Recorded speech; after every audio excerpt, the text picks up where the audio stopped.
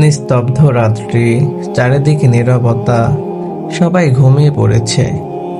শুধু একটি হৃদয় এখনো জেগে আছে, একটি মন এখনো কাঁদছে পাপের বোঝা নিয়ে, গুনাহের যন্ত্রণা নিয়ে। রাত্রির নিস্তব্ধতায় যখন পৃথিবী শান্ত, তখন আসমান কাঁপে কিছু কান্নার শব্দে।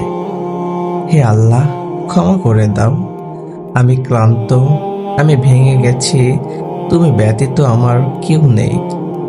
এই রাতেই ফেরেশতারা নেমে আসে, এই রাতেই দরজাগুলো খোলা থাকে, এই রাতেই সেই নাম না জানা পাপী বান্দার কান্না আল্লাহর আরশ ছুঁয়ে যায়। কে জানে, আজকের এই রাতেই হয়তো তোমার জীবনের শেষ রাত।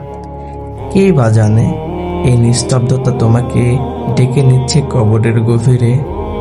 তবু মানুষ উদাসীন, নামাজের সময় ঘুম, গুনাহের সময় জাগরণ। আফসোস, দুনিয়ার নেশায় আমরা হারিয়ে ফেলেছি সেই রাতের কান্না, যে কান্না ছিল আল্লাহর কাছে সবচেয়ে মূল্যবান। ও প্রিয় মানুষ, ফিরে এসো, এই রাতের নিস্তব্ধতা তোমাকে ডাকছে।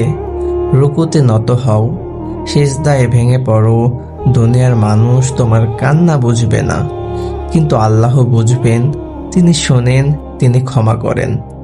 আজ রাতেই শুরু হোক নতুন যাত্রা।